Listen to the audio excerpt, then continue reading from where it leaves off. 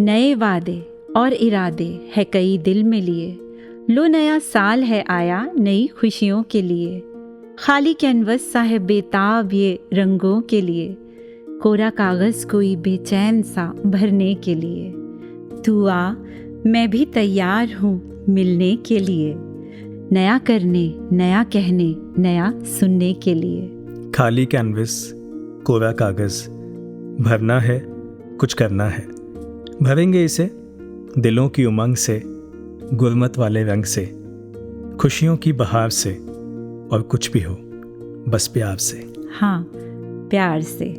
नए साल की शुरुआत है और कहा गया है beginning is the most important part of any work. Indeed it is, and as they say, well begin is half done. जी। और गुरसिक के लिए सविता जी इससे बेहतर क्या हो सकता है कि उसकी हर सोच, हर बात, हर ख्याल, हर कर्म की शुरुआत सतगुरु से और इनकी शिक्षाओं से हो। सच।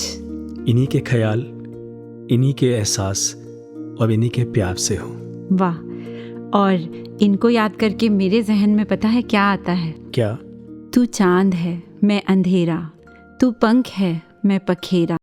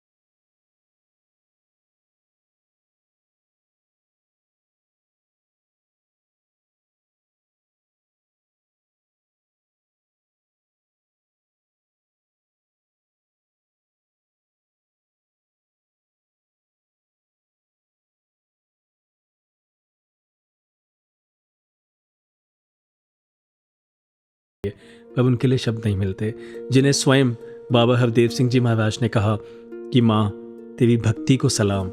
मैं उनके लिए क्या कह सकता हूँ, सीखा ही जा सकता है उनके उस महान दिव्य जीवन से। और इसी महीने 12 जनवरी को माता सविंदर हरदेव जी महाराज का भी जन्मदिन होता है। वो माँ जिन्होंने ये सिखाया कि प्यार शब्दों का मोहताज नहीं, जिन्होंने उम्र भर सिर्फ दिया ही दिया मगर बिना जताए। चाहे वो गुरसिखों तक पहुँचे या गुरसिख उन तक, उन्होंने हर दिल की सुनी और कोई भी गुरसिख उनके पास से खाली नहीं लौटा। जैसे मदर टेरेसा का वो quote, spread love everywhere you go, let no one ever come to you without leaving happier. क्या बात है। और सविता जी, जब माता सविंदर जी का जिक्र होता है तो मैं खुद को रोक नहीं पाता हूँ बिना इस बात के जिक्र किए कि 2016 में जिस समय उन्होंने हमारा हाथ पकड़ा, हम सबको संभाला, वो जो आगे के 2-2.5 साल रहे सदगुरु रूप में, और उससे पहले भी जो उनका एक पूज्य माता जी के रूप में प्यार मिलता रहा, उसी का देना नहीं दिया जा सकता। पर एक वो मोमेंट ही अपने आप में इतनी बड़ी थी जब सब कुछ, सब जगह अंधकार ही दिखाई दे रहा था। ऐसे में वो माँ सूर्य बन के हमारे सामने आई और हमारी सबकी जिंदगी को रोशन कर दिया। नमन है निरंकारी राजमाता जी के महान जीवन को, नमन है माता सविंदर जी के महान जीवन को। जी पंकज जी, इतनी सारी अच्छी अच्छी बातों में एक बहुत जरूरी बात तो मैं आपसे कहना ही भूल गई। क्या? Happy new year. नया साल शुरू हो गया है। Wish you a very happy and happening new year. A very happy new year to you too जी। Thank you. कितना अच्छा लगता है ना, कैसे नए साल के पहले दिन हम सभी एक दूसरे को शुभकामनाएं देते हैं, गुड विशेस एक्सचेंज करते हैं। हाँ, देते तो हैं, पर क्या सिर्फ नए साल पे देना होता है? नहीं, हम बर्थडेज, एनिवर्सरीज और कितने सारे ऐसे स्पेशल ओकेजन्स होते हैं जिन पे हम मुबारक के साथ साथ शुभकामनाएं देते हैं। बिल्कुल देते हैं, और जस्टिफाइड भी है, देनी भी चाहिए। दिल में वैसे भाव भी उमड़ के आते हैं, पर क्या सिर्फ तभी होना चाहिए? हाँ, शायद नहीं, पर होता तो ऐसे ही है। हाँ, पर सविता जी, ये फीलिंग्स तो हमेशा, हर वक्त, हर एक के लिए हमारे दिल में होनी चाहिए ना।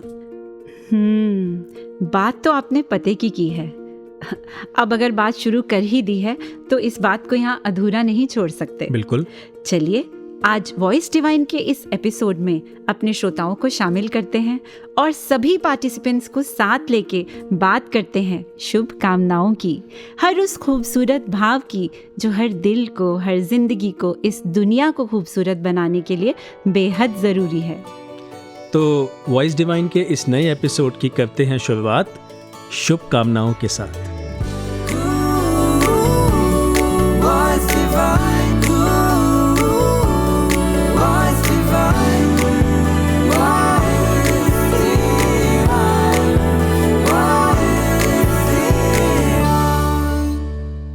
आइए सबसे पहले सुनते हैं जर्मनी से गौरव जी के शुभ भाव।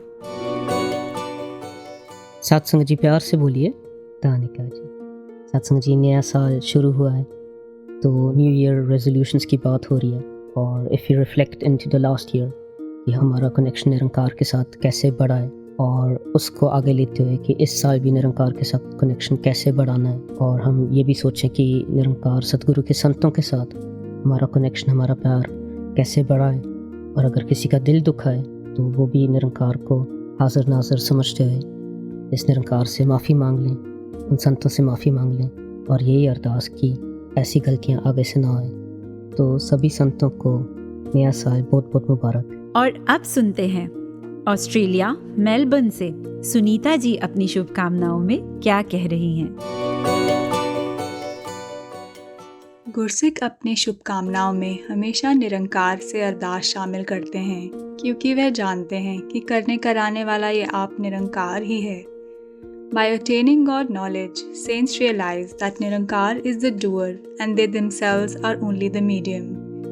मेरी भी यही अरदास और शुभकामना है कि हम सब इसके संदेश का, इसकी दया और प्यार का जरिया बन पाएं, ताकि हम अपने और सबके जीवन में आनंद ला पाएं। और ये शुभकामनाएं हैं ऑस्ट्रिया से मनप्रीत अलमस जी की।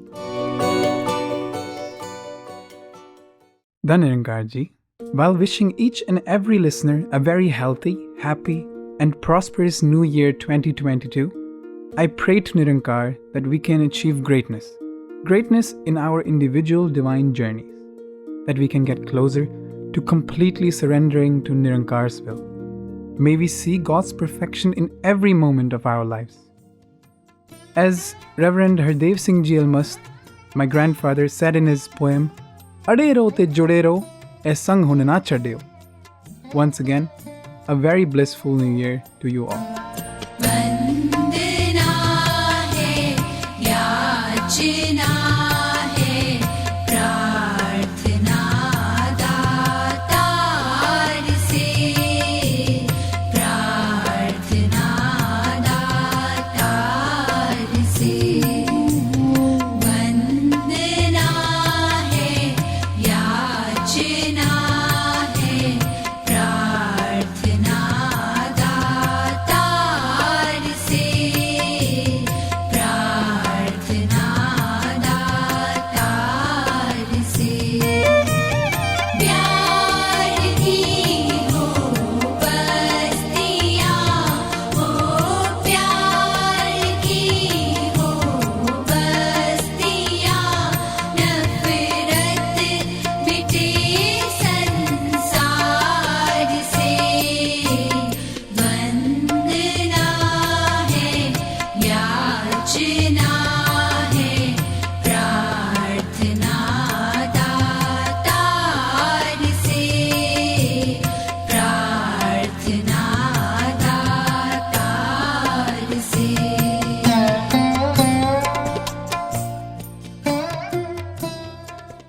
1996 की शायद बात है।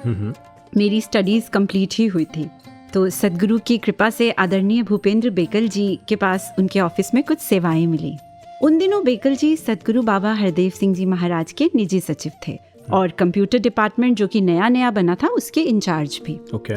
बेकल जी कमाल की शख्सियत, बेमिसाल व्यक्तित्व, गजब की विजडम, थॉट्स में इतनी क्लैरिटी, गुरु पर निरंकार पर इतना भरोसा कि जो भी महापुरुष उनके पास आते, खासकर अगर कोई अपनी समस्या या परेशानी लेकर, तो उनसे मिलने के बाद बिल्कुल रिलैक्स्ड और फ्री माइंड होकर ही घर लौटते। क्या बात है। एक बात पंकज जी जो मैं कभी नहीं भूल सकती, आपको बताती हूँ। बताइए। उनके परिवार के ही एक सदस्य ने उन दिनों बताई थी कैसे बेकल जी हर रात सोने से पहले सिमरन जरूर करते।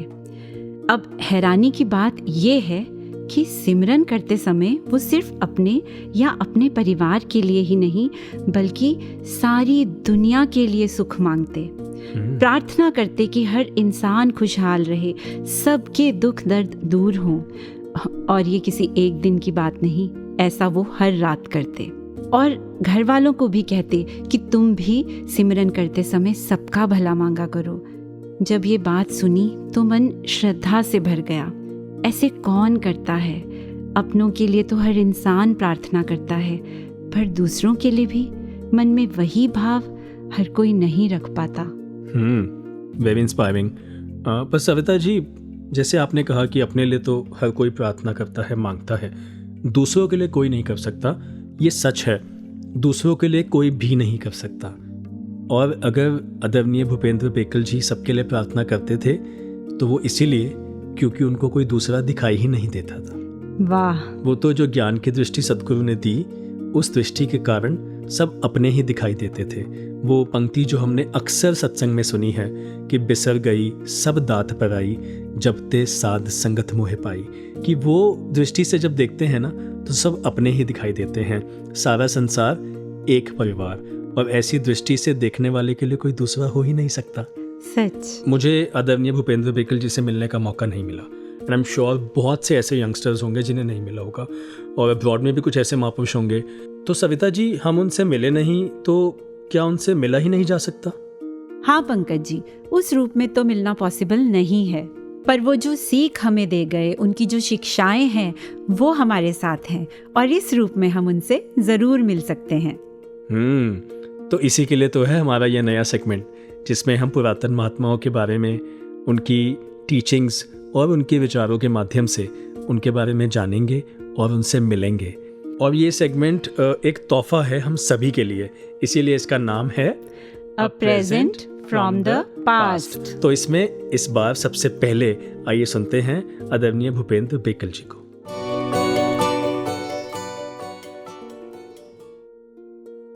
प्यार की एक अविरल धारा है जो बहे जा रही है। इसको हम जीवन के अंदर कितना ग्रहण कर पाते हैं, इसको कितना सहेज पाते हैं, ये हमारी अपनी सामर्थ्य के ऊपर निर्भर कर रहा है। कभी दो पंक्तियां पढ़ी थी, पीना चाहे प्रेम रस, रखना चाहे मान मान, एक म्यान में दो खड़क, देखे सुने ना था। एक तरफ सदगुरु का प्यार पाने की इच्छा हो, मन के अंदर अभिलाषा हो कि मानव मात्र का प्यार मुझे मिले, और उसके साथ ही यह भी एक भावना मन में हो कि मेरा स्वयं का अलग अस्तित्व कायम रहे, मेरी अपनी हस्ती भी अलग दिखाई देती रहे, मेरा अपना अहम भी कायम रह पाए। ये कोई संभव लगने वाली बात नहीं। प्यार की भाषा जो है वो समर्पण की भाषा है, अहम की भाषा अधिकार की भाषा। तो प्यार की भाषा में तू ही है, अहम की भाषा में मैं और मेरी है। ये दोनों इकट्ठे चलने वाली चीजें नहीं है। प्यार प्रेम गली ऐसी सांकरी जहाँ में दो न समाये।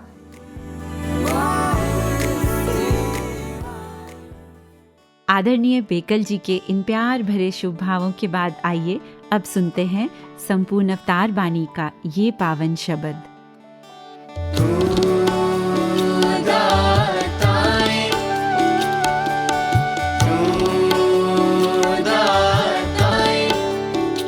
तू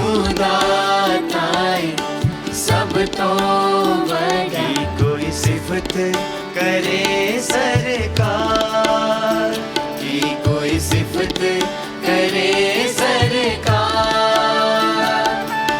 ज़ात तेरी है ऊंची सुची, नाम है तेरा एक निरंकार।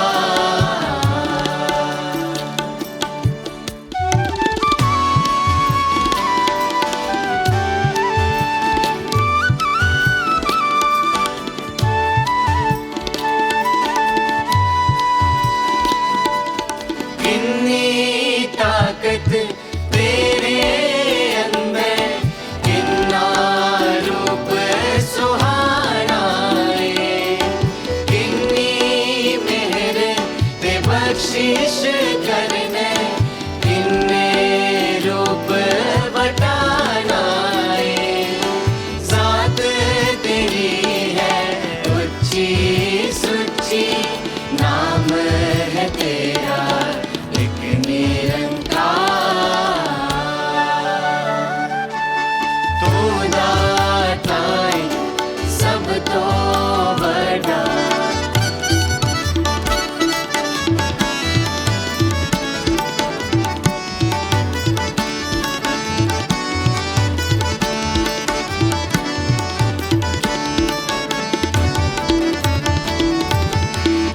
मैं मस्कीन निकम्मा बंदा, तेरी किवें विचार करा।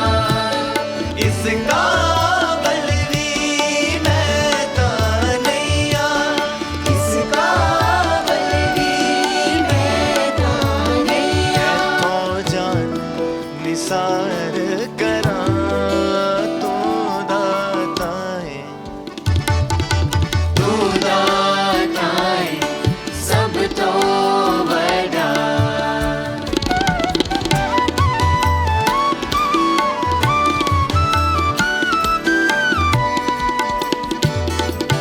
तैनू हाज़िर नाज़िर देखे, ओही ब्रह्म ज्ञानी।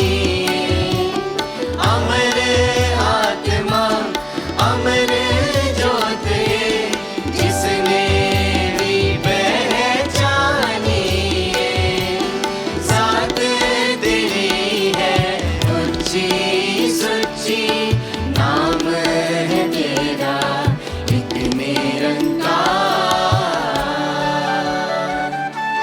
तू दाता है सब तो बड़ा,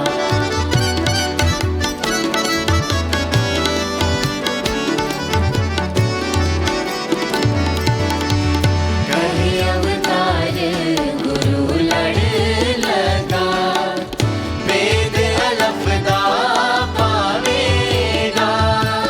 सबना जिया दा जो दाता, सबना जिया दा जो दाता। ऐसे देव गावेगा, तू दाता है सब तो बड़ा, कोई सिफत करे सरकार। ज़ात तेरी है ऊंची सुची, ज़ात तेरी है ऊंची सुची, नाम है तेरा एक निरंकार।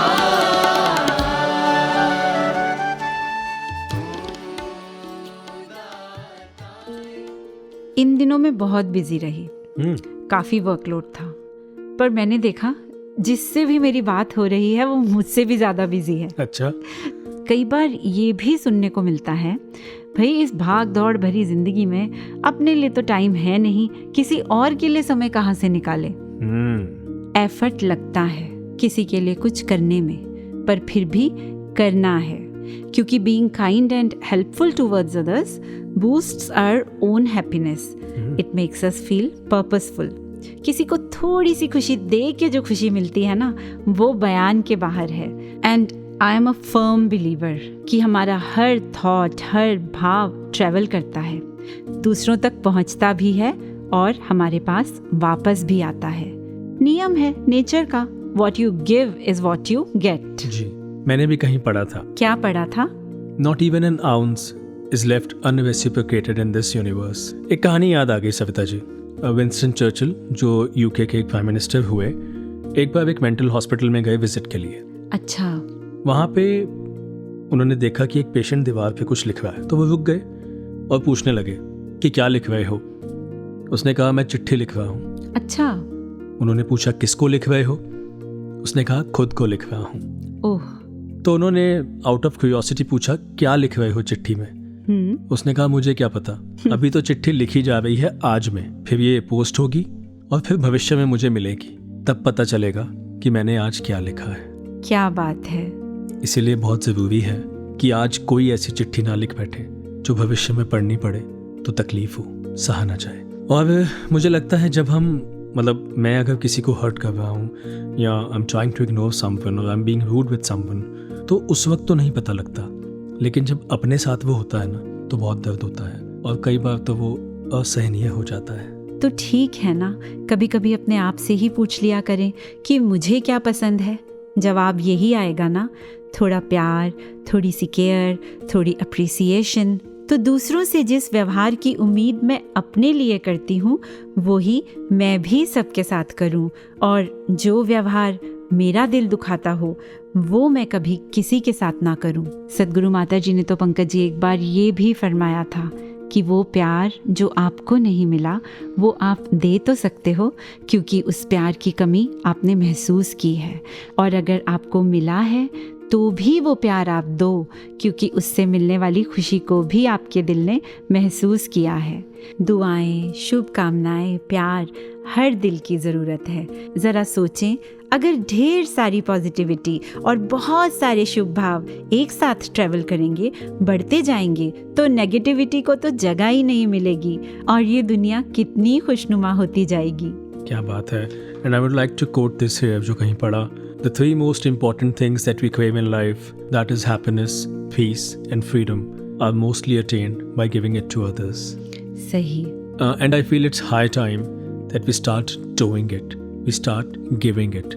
स्टार्ट से याद आया सविता जी, नया साल है और रेजोल्यूशंस की बात न्यू ईयर पे होती ही है जी। तो अक्सर रेजोल्यूशन होता है कि हम क्या करेंगे, बट मुझे लगता है क्या करेंगे के साथ बहुत ज़रूरी है कि कुछ ऐसा जो नहीं भी करना। Like learning is important, at the same time unlearn करना चीज़ों को वो भी बहुत ज़रूरी है। बहुत ज़रूरी है। सो इस बार रेजोल्यूशंस की बात कुछ नए ढंग से करते हैं। ठीक है। And this time we will be doing an exercise with a few, कुछ महापुरुष हमारे साथ हैं, उनके साथ ये एक्सरसाइज हम करेंगे। They are gonna tell us one thing that they will start doing in this new year and one thing that they will stop doing in this new year. Sounds interesting. Yes, then what are we waiting for? बुलाते हैं अपने पहले participant को। जी, और हमारी पहली participant है छोटी सी प्यारी सी Suhani. Suhani ji, welcome to the studio. And आप बताइए सब सुनने वालों को कि what is one thing that you would stop doing? मैं आजकल बहुत ज़्यादा टीवी और फ़ोन में ध्यान देती हूँ और इससे मैं अपनी फैमिली के साथ टाइम स्पेंड नहीं कर पाती और इससे मेरी स्टडीज़ में भी कंसंट्रेट नहीं हो पाता है, तो मैं ये आदत छोड़ना चाहूँगी। Great. And then what is one thing that you want to do? मैं इस न्यू ईयर से संपूर्ण हृदय वाणी रोज़ पढ़ना चाहूँगी, क्योंकि इससे मेरी हिंदी की रीडिंग भी इम्प्रूव होगी और जो सद्गुरु बाबा हरदेव सिंह जी महाराज हमें सिखलाए दे आ रहे हैं वो समझ पाऊँ। Thank you Suhani, thank you so much. तो अब हमारे जो नेक्स्ट पार्टिसिपेंट हैं वो है महक जी। तो आइए पूछते हैं महक जी से, what is one thing that she would start doing and one thing that she would stop doing? धन निरंकार जी। धन निरंकार जी। काफ़ी समय से मैं सुबह देर से उठने की वजह से अपने स्केड्यूल्स ठीक से मैनेज नहीं कर पा रही, जिस वजह से मुझे काफ़ी प्रॉब्लम्स ही फेस करनी पड़ी, और इन सब का एक मेन रीज़न जो रहा वो था मेरी लेजीनेस। तो इस नए साल में जो चीज़ मैं पीछे छोड़ना चाहूँगी वो है मेरा आलस। साथ ही इस नए साल में मैं चाहती हूँ कि मैं कोई नई स्किल भी स्टार्ट करूँ, सीखूँ, जिससे कि मैं अपने करियर को और आगे बढ़ा सकूँ और अपने लिए नए अपॉर्चुनिटीज़ क्रिएट कर सकूँ। थैंक यू महक जी। निरंकार करे जो आपने सोचा है वो आप कर भी पाएं। और महक जी के बाद आइए इसी लड़ी में सुनते हैं आदरणीय विजय बत्रा जी को, जो अकाउंट सेक्शन में अपनी सेवाएं दे रहे हैं। तो विजय बत्रा जी, अब आप बताएं कि आप इस नए साल में अपनी कौन सी एक आदत को छोड़ना चाहेंगे और कौन सा वो गुण है जिसे आप अपनाना चाहेंगे। धन्यकार जी, मुझे लगता है कि मैं किसी भी बात या सिचुएशन को बिना सोचे समझे जल्दी से रिएक्ट कर जाता हूँ। तो जो एक बात जो इस साल में करनी है कि सामने वाले के वर्जन को समझना है, जानना है, बेनिफिट ऑफ डाउट देना है, बिना सोचे समझे किसी की बात पर रिएक्ट नहीं करना है, अपनी एनर्जी को पॉजिटिव तरीके से प्रयोग में लाकर सामने वाले की बात को ज़रूर सुनना है। ऐसा इस नए वर्ष में मेरा प्रयास रहेगा। आपका प्रयास सफल हो, परमात्मा कृपा करे। थैंक यू विजय बत्रा जी। तो अब हमारे साथ हैं आदरणीय मनमोहन अरोड़ा जी, जो बहुत समय से मिशन में साउंड डिपार्टमेंट में अपनी सेवाएं अर्पित करते आ रहे हैं। तो अब हम इनसे जानते हैं कि ये इस नए साल में क्या नया करना चाहते हैं और क्या पुराना छोड़ना चाहते हैं। धन्यकार जी। धन्यकार। एक्सरसाइज वर्ड सुनना और सुनाना बड़ा आसान है, लेकिन करना बड़ा मुश्किल है जी। तो पीछे जब मेरे को कोविड हुआ तो उसके बाद मैंने सोचा इसकी तो अब बहुत ही ज़्यादा ज़रूरत है। घर में मेडिकल लाइन में हमारी मिसेज भी हैं और तो भी मैं इसको नहीं कर पाता था। अब मैं इसको इस साल से करना चाहूँगा। कई बार ऐसा होता है कि मैं कोई भी काम जो करता हूँ बिना प्लानिंग के करता हूँ। अपनी इस आदत को छोड़ना चाहता हूँ और मैं चाहता हूँ कि आगे से कोई भी काम प्लानिंग के साथ ही करूँ। थैंक यू आदरणीय मनमोहन अरोड़ा जी। आपने अपने रेजोल्यूशन जो आप करना चाहेंगे और जो आप छोड़ना चाहेंगे हमारे साथ शेयर किया। Thank you so much.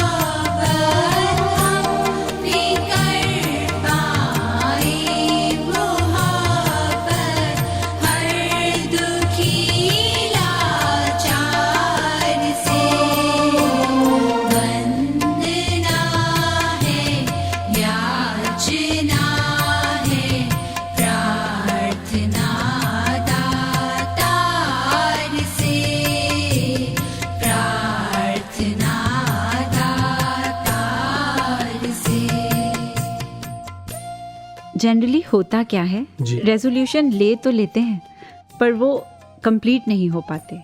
तो एक थॉट स्वामी विवेकानंद जी का एक कोट जिसने मुझे बहुत मोटिवेट किया और हेल्प की, जो मैंने ठाना उसको पूरा करने में, अपने लक्ष्य तक पहुंचने के लिए, तो वो मैं आपसे ज़रूर शेयर करना चाहूँगी। कीजिए। उन्होंने लिखा, take up one idea, make that one idea your life, think of it, dream of it, live on that idea. Let the brain, muscles, nerves, every part of your body be full of that idea and just leave every other idea alone. This is the way to success. अपना जीवन एक लक्ष्य पर निर्धारित करो और हर दूसरे विचार को अपनी जिंदगी से निकाल दो, ऐसा स्वामी विवेकानंद जी ने कहा। सविता जी, जैसे आपने एक आइडिया की, संकल्प की बात की, तो मैं सुबह जब बेटा ऑनलाइन क्लास ज्वाइन कर रहा था तो उसकी प्रेयर चल रही थी। प्रेयर में मैंने सुना, उसके प्रेयर में 2 लाइनें जो मेरे कान में पड़ी कि छोटे छोटे संकल्पों से मानस परिवर्तन हो, संयममय जीवन हो। अच्छा। तो कोई भी काम करना हो उसके लिए संकल्प करना ज़रूरी है और साथ ही बहुत बार खुद से संघर्ष करना पड़ता है। एक दिन मेरे बेटे की अपने कज़न से किसी बात पे अनबन हो गई और मैंने इससे पूछा कि क्या हुआ, तुम रो क्यों रहे हो? क्या आपके रोने की वजह ये है कि उसने आपकी बात नहीं मानी? क्या ये कि आप उसकी बात नहीं मान पाए? क्या ये कि अब आप दोनों बात नहीं कर रहे या आप दोनों साथ खेल नहीं पा रहे? तो उसने कहा इनमें से कोई भी वजह नहीं है मेरे रोने की। तो आई वॉज लिटिल कन्फ्यूज्ड कि फिर आप रो क्यों रहे हो? तो उसने कहा मैं इस वजह से रो रहा हूँ कि मैं जानता हूँ कि ये बात बहुत बड़ी नहीं है, लेकिन तब भी मैं इस बात को छोड़ नहीं पा रहा। तो उस समय मुझे अंदाज़ा लगा कि उसके अंदर ये संघर्ष चल रहा था कि इतनी छोटी सी बात से मैं अपने भाई से नाराज़ क्यों हूँ। तो अगर हम भी ये संघर्ष करने को तैयार हैं तो फिर अगले पड़ाव पे जानते हैं क्या हमारी वेट कर रहा है? क्या? एक सुंदर बदलाव। और अपनी ज़िंदगी में हर बेहतर बदलाव लाने के लिए जो हमारी सबसे ज़्यादा मदद करते हैं वो हैं संत महात्मा। और आप जानते ही हैं कि अब मैं जिस सेगमेंट की बात करने जा रही हूँ उसमें हम हर बार किसी न किसी अनुभवी महात्मा से अपने लिए मार्गदर्शन प्राप्त करते हैं। तो आज हमारे साथ स्टूडियो में मौजूद हैं एक अजीम शख्सियत, आदरणीय विवेक मौजी जी। जी, विवेक मौजी जी को हम वर्षों से मिशन में विभिन्न सेवाएं निभाते हुए देख रहे हैं और एट प्रेजेंट वर्तमान में आप जी कोऑर्डिनेटर प्रचार विभाग की सेवाएं समर्पित कर रहे हैं। तो विवेक जी, आपका स्टूडियो में बहुत बहुत स्वागत है। थैंक यू जी, थैंक यू वेरी मच, बहुत बहुत शुक्रिया। धन्यकार जी। धन्यकार जी। तो विवेक जी, आज के हमारे इस एपिसोड का विषय है शुभ कामनाएं। वाह। तो जैसा कि हम नए साल में प्रवेश कर चुके हैं और हम इस एपिसोड में बहुत सारा जिक्र कर चुके हैं कि किस तरह से मन में शुभ भाव होने, सबके भले का भाव होना कितना ज़रूरी है। तो क्यों ज़रूरी है इस बात पर तो हमने बहुत चर्चा की। अब जो मुश्किल वाला काम है वो है कि ये कैसे किया जाए। जी, तो जैसे सविता जी ने कहा, why has been covered, how is still left. तो आदरणीय विवेक जी, अक्सर ऐसा होता है कि जब कोई हमें हर्ट करता है या किसी से किसी बात का डिसएग्रीमेंट हो जाता है, और at times when we feel that we have been wronged by someone, somebody has hurt our reputation, our self respect, तो वो किसी भी कारण से हो, ऐसे समय पे अपने मन में उस इंसान के लिए, उस सिचुएशन के लिए बैड फीलिंग्स या दूषित भाव ना आए, ये बहुत मुश्किल हो जाता है। और फिर शुभकामना रख पाना ऐसे समय में वो तो और एक बड़ा चैलेंज लगता है। तो how to keep a check on our intentions in such times and how to still maintain that calmness, वो मैं आपसे पूछना चाहूँगा। पंकज जी, सविता जी, ये है तो सचमुच में बड़ी एक प्रैक्टिकल रियलिटी है कि कोई हमारे साथ ऐसी चीज़ें होती हैं जो हमारी सोच से विपरीत होती हैं या लगता है कि मुझे नुकसान पहुंचा रही हैं प्रत्यक्ष अप्रत्यक्ष रूप में। जी। तो इससे मन डिस्टर्ब होता है, बेचैनी होती है कि क्यों हुआ। लेकिन ये बड़ा आपने इम्पोर्टेंट सवाल पूछा कि कैसे हम अपने आप को उस वक्त संतुलन बना करके, कंट्रोल में अपनी भावनाओं को रख करके, जो हमारी एक इनर पीस है उसे भी हम कहीं गंवाते नहीं और दूसरे सामने वाले व्यक्ति के प्रति भी हमारे मन के अंदर कोई विपरीत भावना नहीं जागती।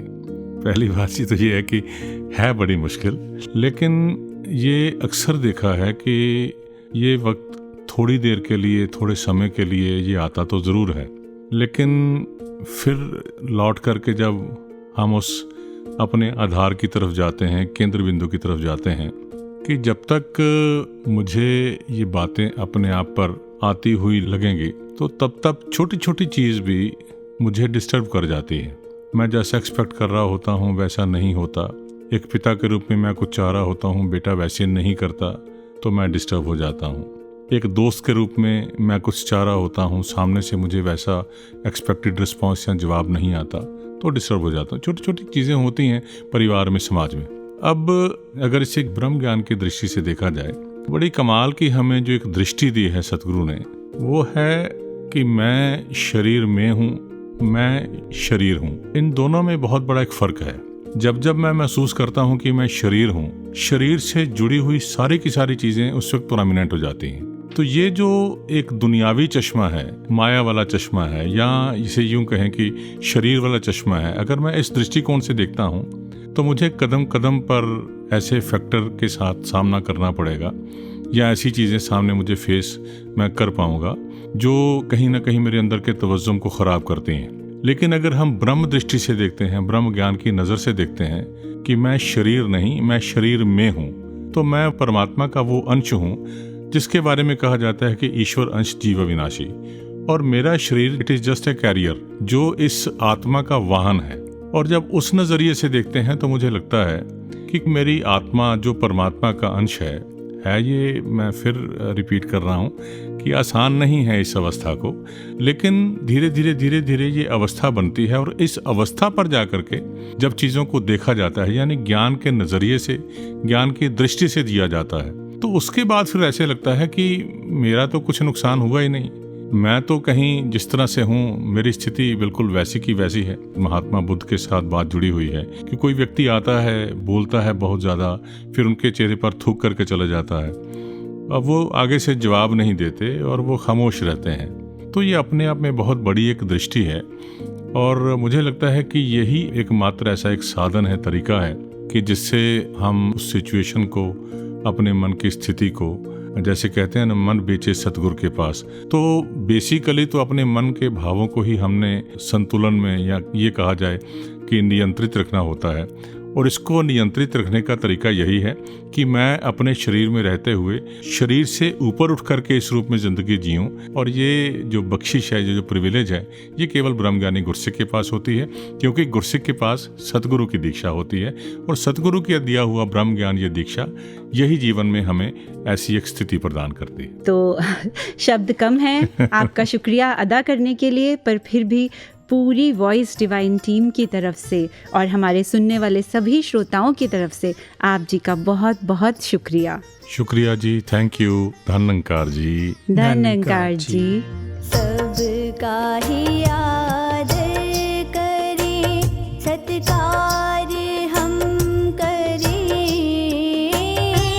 सबको अपना जाने, सबसे प्यार हम करें, सबका ही आदर करें।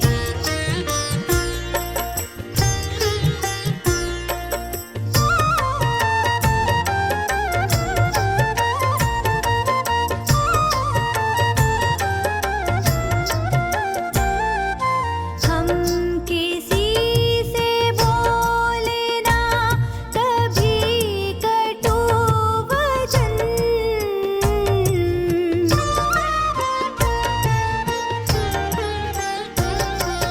हम किसी से बोले ना कभी कटु वचन,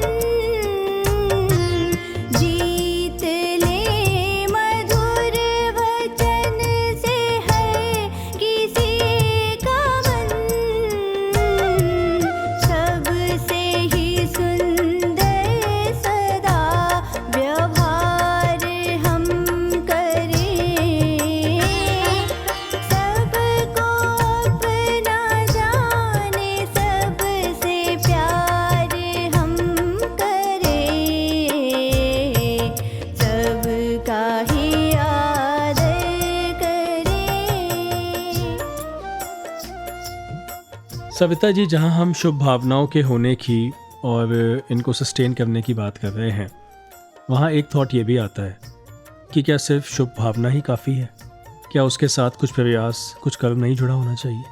पिछले साल एक न्यूज़ पढ़ी, कमाल की न्यूज़। एक सज्जन जिनकी उम्र लगभग 68 वर्ष की होगी, उन्हें देश के चौथे सबसे बड़े नागरिक सम्मान पद्मश्री अवार्ड से नवाजा गया। अच्छा। वैसे तो जिन जिनको भी ये अवार्ड मिले, सबके महान कंट्रीब्यूशन रहे, पर ये सज्जन जिनकी मैं बात कर रही हूँ, ये बिल्कुल पढ़े लिखे नहीं हैं। ओके। तब भी इन्हें अक्षर संत के नाम से जाना जाता है ना इंटरेस्टिंग? बिल्कुल। मैंने भी जब ये पढ़ा तो बड़ी उत्सुकता जागी उनके बारे में और जानने की। ये सज्जन संतरे बेचते हैं। एक बार कुछ विदेशी टूरिस्ट ने इंग्लिश में इनसे संतरों का दाम पूछ लिया। पढ़े लिखे ना होने के कारण वे दाम नहीं बता पाए। उन्होंने कहा कि जिन फलों को मैं वर्षों से बेचता आ रहा हूँ, उनका दाम तक नहीं बता पाया। मुझे बड़ी शर्मिंदगी हुई। और पंकज जी, उस दिन उन्होंने ठान लिया कि अब से इस गांव में कोई भी बच्चा अनपढ़ नहीं रहेगा।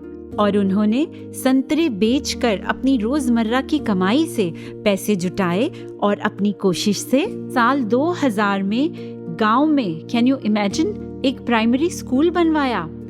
और उनकी इस निस्वार्थ सेवा के लिए उन्हें पिछले वर्ष इतना बड़ा सम्मान दिया गया।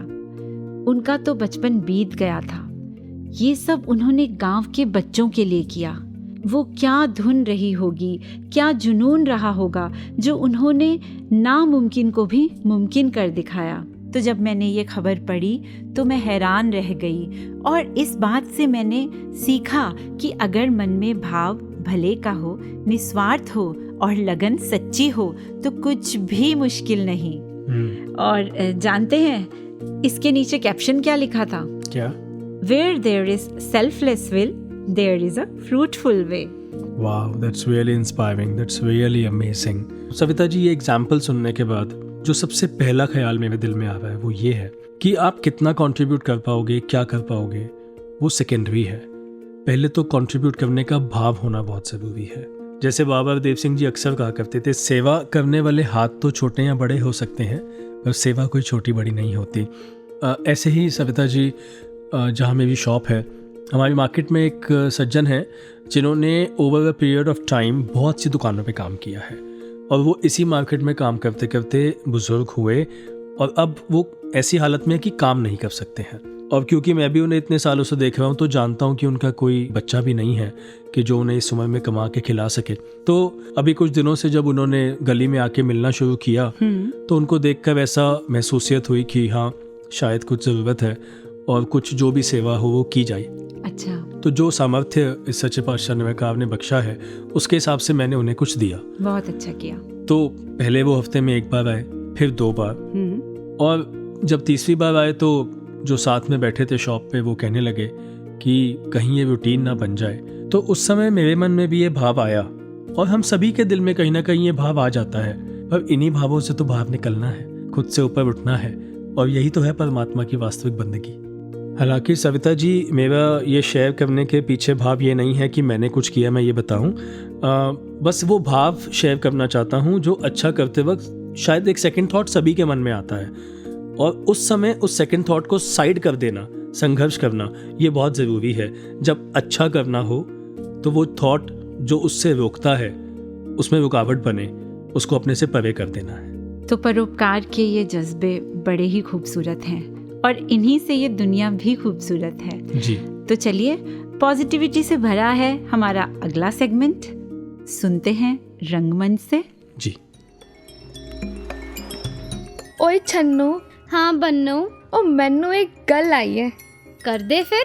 जे तनिया ना हुंदा तो हमने फ्री में क्या मांगना था?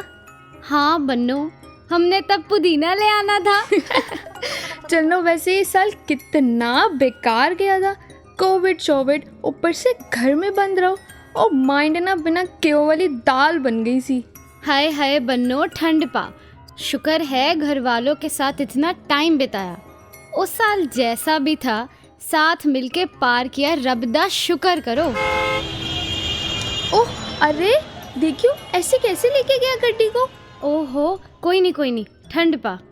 अरे ऐसे कैसे, मुझे लग जाती तो? ओहो, लगी था नहीं ना, शुक्र कर सही टाइम पे साइड हो गए। हाँ, जे भी सही है। ओ छन्नो, मैनू एक होर गल आई है। कर दे फिर। मुझे ना सुबह सुबह ड्रीम श्रीम सा आया कि बेड पे सांप ने काट लिया और मैं ना मर गई। ओहो जी, चलो शुक्र है। हाँ, तुझे बुरा नहीं लगा? सांप ने काट लिया मैनू और मैं मर भी गई। डाउट तो हो गया था मुझे जब तूने मुझे गोलगप्पे के बाद सूखी पापड़ी नहीं लेने दी थी, क्योंकि मैं पसंद नहीं ना तेनू। बता हाय बता। हाय हाय बन्नो, ठंड पा। सपना था, सच तो नहीं हुआ ना। ओ तू तो जिंदा है, इसलिए रब से शुक्र कर रही थी कि सपने में ही हुआ बस। ओहो चन्नो, सॉरी। तू तो मेरी प्यारी बहन है रे। वैसे चन्नो, एक और गल आई है। हाँ तो कर दे वो भी। तू इतना पॉजिटिव कैसे रहती है भाई? मेरी हर बात में अच्छा ढूंढ लेती है। ओ बन्नो, इतनी सी तो लाइफ है, नेगेटिव होके क्यों खराब करना। मैंने तो सोच लिया है, साल खत्म होने के साथ नया साल, नई उम्मीद और पॉजिटिविटी से जीना है। वाह मेरी चन्नो वाह, तूने तो दिल जीत लिया। हो छड्डो जी, हम भी नया साल नई उम्मीद और पॉजिटिविटी के साथ शुरू करेंगे। हाँ, हुण मैनू भी एक गल आई है बन्नो। कर दे फिर। ओ जी, बी हैप्पी डोंट फियर। मैनू तेनू ते सब नू हैप्पी न्यू ईयर।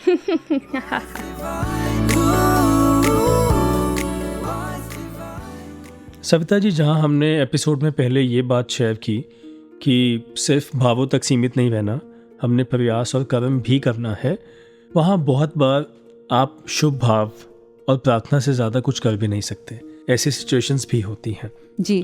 थोड़े दिन पहले घर के नज़दीक एक महात्माओं के घर में एक डेथ हुई और उस परिवार में जाने का जब मौका मिला तो देखा कि जो उनका बेटा है वो नौजवान 20-21 साल का है। तो मुझे भी अपना टाइम याद आ गया जब पिताजी ने शरीर छोड़ा, मैं लगभग 24-25 साल का था। तो अब जो उसका लॉस है उसके लिए तो there is nothing that anybody can do about it, पर मैं उसके साथ कुछ देर बैठा और उससे अपना वो अनुभव शेयर किया कि जब मेरे साथ ऐसा हुआ था and I lost my father, तो उस समय मुझे किस बात ने किसने संभाला। अच्छा। मुझे सतगुरु बाबा जी ने संभाला उस समय, उनकी शिक्षाओं ने, उनके विचारों ने, महात्माओं के संग ने, और उस सबसे जो एक्सेप्टेंस मेरे मन में आई ना, that allowed me to move on happily with grace.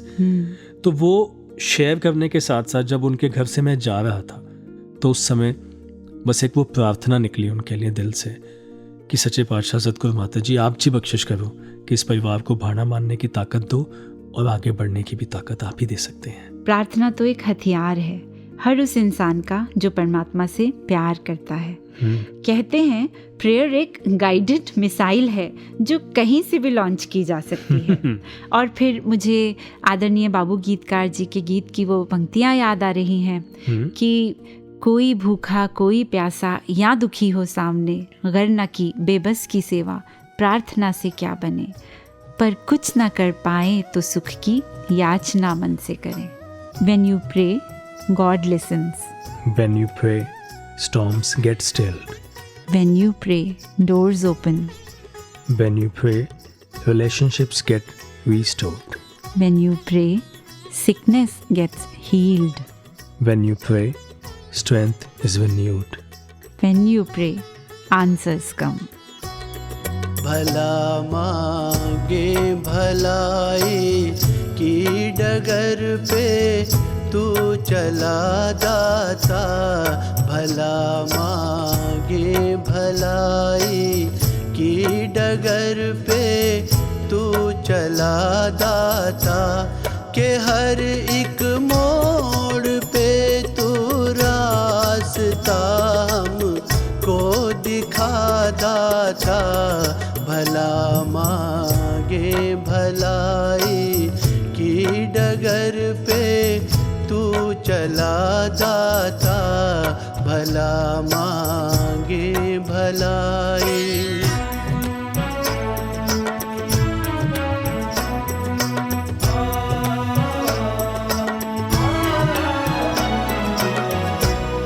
किसी को फूलता फलता जो देखे तो जले ना हम,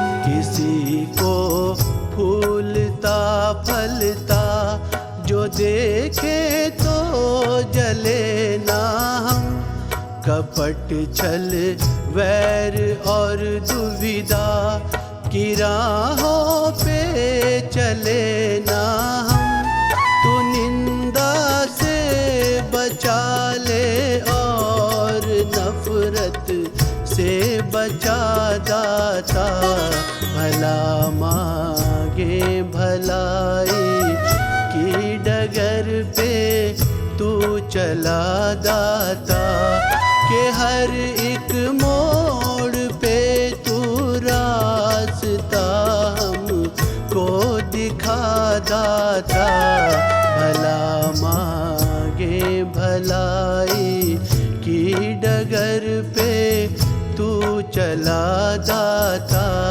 भला मांगे भलाई की डगर पे तू चला दाता, भला मांगे भलाई। दोस्तों, पिछली बार कुसुम जी और मेघांश जी ने आप सभी से कहा था कि नए साल में होगा वॉइस डिवाइन का नया रूप, तो एक नया सेगमेंट तो हम पहले ही इंट्रोड्यूस कर चुके हैं और अब समय हो चला है एक और नए सेगमेंट को इंट्रोड्यूस करने का। इस सेगमेंट में किसी न किसी फील्ड के माहिर अपनी जर्नी, अपना एक्सपीरियंस आप सबके साथ शेयर करेंगे और इस सेगमेंट का नाम है कुछ भी बनो मुबारक है। तो सविता जी, हमारे इस नए सेगमेंट में आज हमारे साथ हैं अ वेरी यंग प्रोफेशनल आदरणीय Avnish Murkai ji, who by profession is a graphic designer and a photographer. तो नए साल के इस नए एपिसोड के नए सेगमेंट में आपका बहुत बहुत स्वागत है अवनीश जी। थैंक यू जी। अवनीश जी, किसी भी प्रोफेशन को, किसी भी करियर को परस्यू करते हैं तो उसके कुछ चैलेंजेस होते हैं, कुछ रिवॉर्ड्स भी होते हैं, and there are so many learnings down the line during that path. तो हम चाहेंगे कि आप श्रोताओं से अपनी जर्नी, अपने एक्सपीरियंसेस, अपने इनसाइट शेयर करें, because this is a field of art, this is a field of creativity, तो बहुत चैलेंजिंग माना जाता है। तो how has your journey been in this field of art? जी, मेरी जर्नी आज से कुछ 16 साल पहले शुरू हुई थी, जब क्ले मॉडलिंग करना स्टार्ट किया था। स्कूल में क्ले मॉडलिंग करते थे and in 6th class my teacher, उन्होंने रिकग्नाइज किया एक स्पार्क है, एक क्यूरियोसिटी है, तो उसको सही जगह चैनलाइज किया जाए। So me and one of my batchmates, we got inducted to the senior art room, where कुछ बड़े प्रोजेक्ट्स में काम करने का मौका मिला और एक नया एक्सपोजर मिला। और फिर उसके बाद आगे और डेवलपमेंट होती रही। स्कूल की तरफ से कुछ कॉम्पिटिशन्स में जाने का मौका बना। स्कूल के annual days, set design. Then 11th में आके क्वेश्चन आया कि आर्ट्स ही करनी है या साइंस में जाना है। जी, पहले तो पेरेंट्स को स्कूल बुलाया गया कि आपका बेटा आर्ट्स लेना चाहता है, पता है? My father was supportive that way कि हाँ पता है, he has an interest in the subject and he wants to do fine arts. उन्होंने सीधा एक चीज पूछा कि हमें नहीं पता, आपको लगता है ये कर पाएगा? उन्होंने एक सिंपल जवाब दिया था, हाँ जी। And from there a journey towards fine arts, a journey towards design, it actually flourished that I got a chance to be in one of the top 5 colleges of the country, where there were limited seats for people coming from other states, and then got a chance there, which was MSU, Maharaja Sayaji Rao University, Faculty of Fine Arts in Baroda, and from where I studied commercial art, graphic design, and alongside वहाँ पे जो बाकी subjects होते हैं like painting, sculpture, art history, उन सब का exposure भी रहा, different materials explore करे। तो वहाँ 4 साल ख़त्म करके then I applied for a design school. Then I applied for my master's in NID, National Institute of Design, and to study design in like the top university of the country. And that opened a lot of gates, helped me in my career, that helped me open my mind, and it taught me to think differently. Okay, so another thing that comes to mind is जब आप commerce या science के किसी field में जाते हैं, so after the graduation or post graduation you mostly have a job waiting for you, like mostly, right? But arts, क्या यहाँ भी ऐसा ही होता है? नहीं, यहाँ टाइम लगता है। यहाँ it takes some years to fully establish yourself. आपको कितना समय लगा अवनीश जी? पहली चीज तो मास्टर्स करनी पड़ी, मास्टर्स के बिना कुछ नहीं हुआ।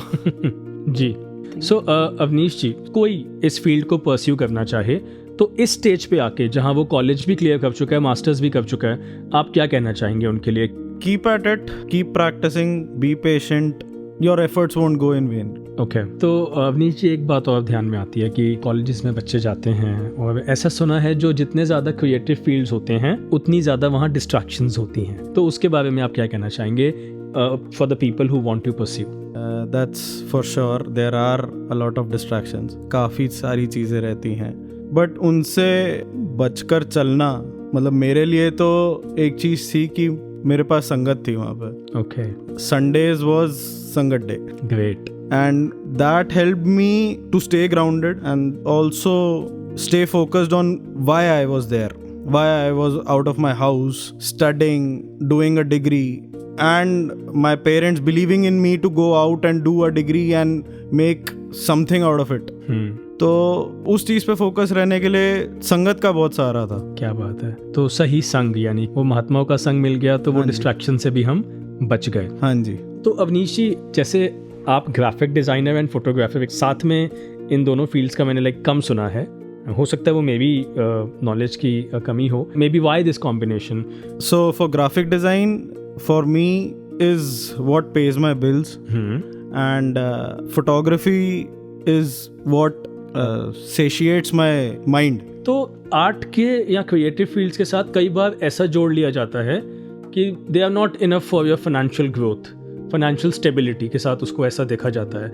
तो आप क्या कहना चाहेंगे जो परस्यू कर रहे हैं, करना चाहते हैं, somebody who is in the middle of education, somebody who is struggling to find a job, what are the avenues, what is the scope? So advertising is one, media is second, design studios हैं काफ़ी सारे country में, production houses हैं, agencies हैं which work for all different sectors because everyone needs to communicate. तो design studios and advertising agencies तो रहेंगी, तो वहाँ जा सकते हैं. They can open up their own studio. Teaching is one can also go into teaching. जी. तो अवनीश जी, जाते जाते आप सुनने वाले श्रोताओं को जो बच्चे इस फील्ड में आगे परस्यू करना चाहते हैं, आप उनसे क्या कहना चाहेंगे? एक ही चीज़ कहना चाहूँगा, just stay focused and stay patient. It takes time, समय लगेगा, बट समय खराब नहीं हो रहा तुम्हारा. जाते जाते बस इतना कहना चाहूँगा, कोई भी मुकाम हासिल कर लें पर आखिर में सदगुरु के वही शब्द याद आते हैं, कुछ भी बनो मुबारक है, पहले बस इंसान बनो. तो अवनीश जी, आपने सुनने वाले सभी श्रोताओं को इतनी महत्वपूर्ण जानकारी दी अपनी इस फील्ड के बारे में, तो पूरी वॉइस डिवाइन टीम की ओर से आपका बहुत बहुत शुक्रिया. थैंक यू जी. धन्यवाद जी.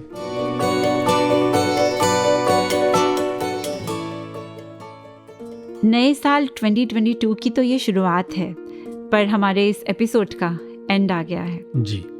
तो अभी जहाँ हमने स्किल की बात की, तो मुझे तो यही लगता है कि सबसे बड़ी स्किल, सबसे बड़ी अचीवमेंट जो है वो है प्यार. क्या बात है. और जिसने इसमें महारत हासिल कर ली, तो उसके लिए फिर हर पल, हर दिन, हर साल खूबसूरत होता चला जाता है. ये जिंदगी ही खूबसूरत हो जाती है. और हर शुभ भाव, हर शुभ ख्याल, हर शुभ कामना जिसका हमने इस पूरे एपिसोड में जिक्र किया, उसका सोर्स ये प्यार ही तो है. पर कभी कभी प्यार के इस रास्ते पे चलना बड़ा मुश्किल लगता है, जब सामने से बदले में आपको प्यार ना मिले. तो कहीं पढ़ रही थी और मुझे इस दुविधा का हल मिल गया. 7 साल का एक बच्चा जिसका शतरंज, चेस के खेल में बहुत इंटरेस्ट है. Bobby Fischer American chess grandmaster का बहुत बड़ा फैन है और उन्हीं की तरह एक बेहतरीन खिलाड़ी भी बनना चाहता है. तो उस बच्चे के जो कोच हैं, ट्रेनर हैं, जो उसे चेस के बेस्ट मूव्स सिखाने के लिए आते हैं, एक दिन ट्रेनिंग के दौरान वो कोच उस बच्चे से पूछते हैं, do you know what it means to have contempt for your opponents? तो बच्चा जवाब देता है, नो. कोच कहते हैं, it means to hate them. जब तक तुम अपने प्रतिद्वंदियों को अपने से कम नहीं समझोगे, जीत नहीं पाओगे. You have to hate them, they hate you, but I don't hate them. उस बच्चे ने कहा. कोच कहता है, you should better start. Bobby Fischer held the world in contempt. जिनकी तरह तुम बनना चाहते हो वो भी ऐसा ही करते थे खेलते समय. ये सुनकर उस 7 साल के बच्चे ने जानते हैं क्या जवाब दिया? उसने कहा, well I am not him. वो थे, मैं हूँ. उसे हारना मंजूर था, पर उसने प्यार को नहीं छोड़ा, क्योंकि उसके पास एक प्यार भरा दिल था. And I think that's the most important thing and the biggest achievement in the world. और फिर याद आया किस तरह बाबा हरदेव सिंह जी महाराज भी मार्टिन लूथर किंग जूनियर का वो कोट कितनी बार दोहराया करते, I have decided to stick with love. Hate is too great a burden to bear. What a beautiful example. 7 साल का बच्चा और ऐसी डिटर्मिनेशन प्यार के लिए. हारना कबूल है पर प्यार को नहीं छोड़ा. सविता जी, इतिहास उठाकर देख लें, दुनिया में जितनी भी जंग हुई हैं, लड़ाइयाँ हुई हैं, वो नफरत या ईगो के कारण ही हुई हैं, प्यार के कारण नहीं हुई. वो बाबा जी का एग्जाम्पल अक्सर ध्यान आता है, जब वो विचार में कहा करते कि कभी सुना है कि कोई ये कहे कि मुझे सामने वाले पे इतना प्यार आया, इतना प्यार आया, इतना प्यार आया कि मैंने उठाया डंडा और उसके सर पे मार दिया. प्यार में नुकसान नहीं किए जाते, प्यार में तो त्याग किया जाता है, निछावर किया जाता है. नुकसान तो नफरतों में, अहंकार में और क्रोध में किए जाते हैं.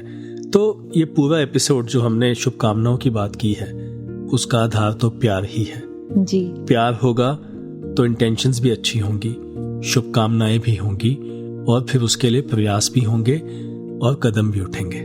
बिल्कुल. तो चलिए आज सद्गुरु माता सुदीक्षा जी महाराज से अपने लिए, इस सारे संसार के लिए ये शुभकामना मांगे कि हर इंसान परमात्मा से जुड़ जाए, हर इंसान के दिल में प्यार का बसेरा हो और हर इंसान दूसरे के लिए जी सके। सविता जी, जैसे शुरुआत में कहा, दूसरा तो कोई है ही नहीं ना। तो ठीक है, हर इंसान अपनों के लिए जी सके। तो इसी अपनेपन के भाव से अब अपने श्रोताओं से लेते हैं इजाजत। अरे रुकिए, अपने श्रोताओं को हम न्यू ईयर विश करना तो भूल ही गए। ओह हाँ, a very happy new year to all our listeners. We wish you a prosperous and blissful year ahead जी। ये नया साल सबकी जिंदगी में ढेर सारी खुशियां लेकर आए। और अब हमें दीजिए इजाजत, जाते जाते आपके लिए एक स्पेशल न्यू ईयर गिफ्ट भी छोड़े जा रहे हैं, और वो है सद्गुरु माता सुदीक्षा जी महाराज का ये पावन संदेश। नमस्कार, धन निरंकार।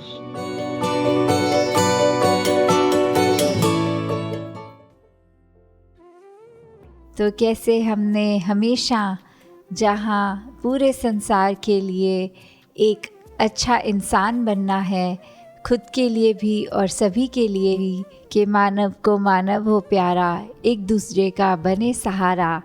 फिर हर इंसान को दूसरा इंसान प्यारा कैसे लग सकता है?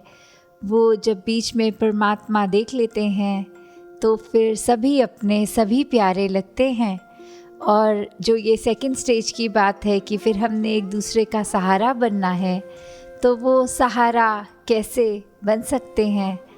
तो वो अपने आप को अगर हम दिन में देखें कि चाहे हम कितने भी बिज़ी हों, तो छोटी छोटी चीज़ें, किसी के लिए समय निकालना, चाहे कभी अपना भी दिन अगले दिन सुबह अर्ली स्टार्ट होता है, पर किसी के लिए अगर हम उपस्थित हो सकें, चाहे अपनी नींद सैक्रिफाइस में होए, या फिर पूरे दिन में अगर ये लगे कि हमने कैसे अपने आप को एक दूसरे के लिए हमेशा रेडी रखना है कि हर किसी की जहाँ जैसी ज़रूरत है तो हम सेवा अपनी अर्पण कर सकें, क्योंकि उसको अगर हम एक मदद का भाव मन में लाएंगे तो हर कोई जहाँ अपना है, कोई पराया नहीं।